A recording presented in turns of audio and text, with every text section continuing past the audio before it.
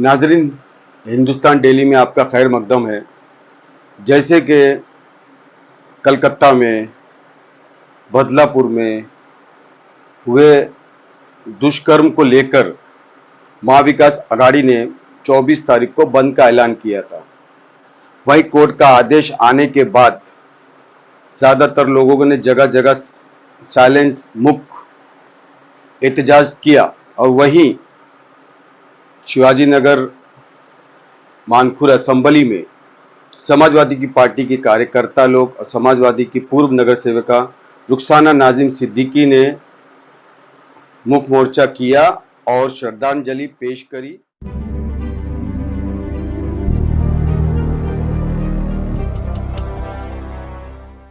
देखिए, मैं समझती हूँ ये सबसे बड़ा अफसोसनाक मंजर है हमारे लिए, क्योंकि हमारे हिंदुस्तान में पहले कभी ऐसा देखा नहीं गया था।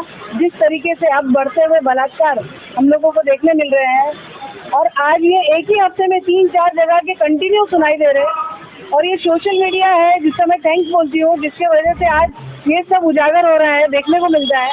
वरना पहले सोशल मीडिया नहीं था, होता पहले भी होगा शायद, लेकिन देखने नहीं मिलता हूँ। मैं समझती हूँ ये गूंगी बहरी सरकार है, उनको जगाने की जरूरत है, और मैं समझती हूँ पूरी तरह नाकाम सरकार है। आज इसीलिए श्रद्धांजलि का प्रोग्राम हम लोगों ने रखा है। देखिए, आप यहाँ पर आपने देखा होगा कि हमारे आमदार अबू आसिम आजमी साहब ने सावित्रीबाई फुले और आमीना बी का इतना अच्छा यहाँ पे वो बनाया है म्यूरल, और इस म्यूरल के नाते ये देखने को मिलता है कि महिलाओं को कितना सम्मान है महिलाओं का इस समाज में। लेकिन आज यहाँ पर हम लोग देख रहे हैं कि छोटी बच्चियों के साथ, और इससे पहले भी हमने कई प्रोटेस्ट किए और हमारी एक ही मांगनी थी कि जो बलात्कारी है उनको फांसी दो। मैं पूछना चाहती हूँ इस सरकार से कि फांसी की सजा आखिर ये लोग क्यों नहीं देना चाहते। बेटी पढ़ाओ बेटी बचाओ, ऐसे सब ये ढकोसले इनके बोलने की सिर्फ बातें हैं। जैसे जुमला, हर चीज के लिए लोग बोलते हैं, इलेक्शन में जुमला रहता है, और ये सिर्फ जुमलेबाजी करते हैं, क्योंकि इनकी माँ बहन है, बेटी तो है नहीं।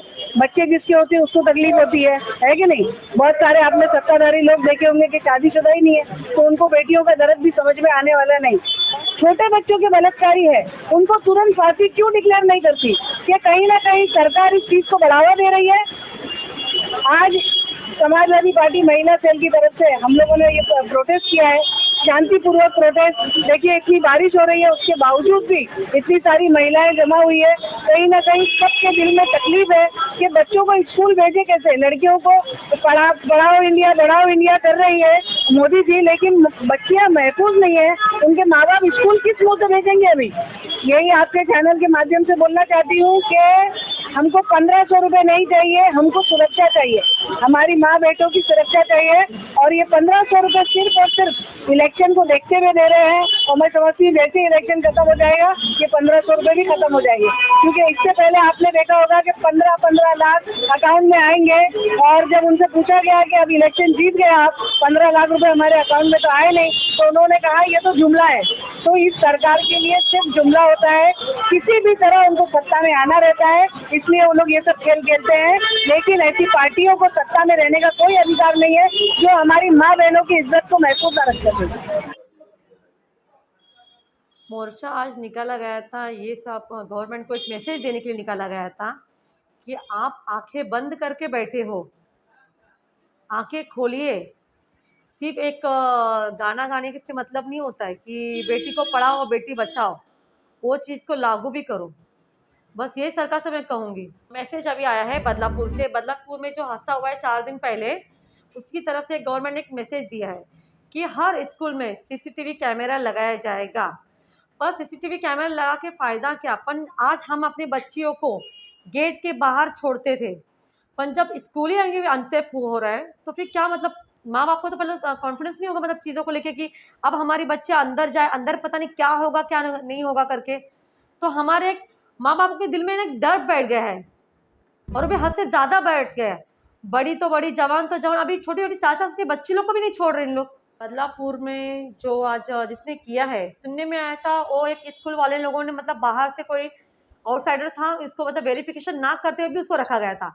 तो मैं हर स्कूल में, जितने स्कूल है ये हिंदुस्तान में जितने स्कूल है, मेरी तरफ से भी एक मैसेज देना चाहती हूँ उन लोग को कि आप जिसको भी रखें स्कूल में, स्टाफ वाइज आप किसको भी रखो, विदाउट कोई भी यानी कि इन्फॉर्मेशन किए बगैर आप हर चीज़ों का इन्फॉर्मेशन करिएगा उस चीज़ों के लिए कि आप किसको रख रहे हो, क्या रख रहे हो, कहाँ से है, कहाँ से मतलब रहने वाला क्या है, कहाँ सा घर है, ये चीज़ की पूरी जानकारी लेके ही आप उन आदमी लोग को रखो और एक भरोसे पे आदमी लोग के ऊपर रखिए आप।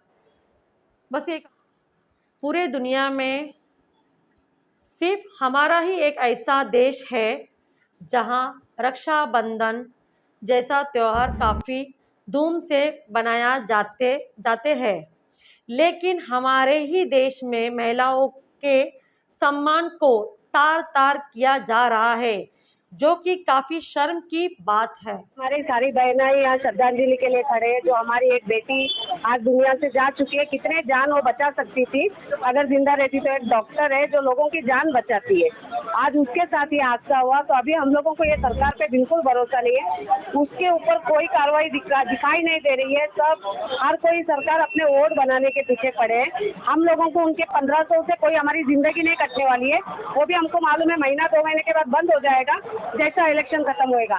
हम लोगों को जो लाड़की बहन बोल के जो योजना उन्होंने रखा है, तो वो योजना बदल के उनको बोलो हम लाड़की बहन, हम सुरक्षा बहन करके कोई योजना निकाले कि हर बहन को उनका सुरक्षा मिले।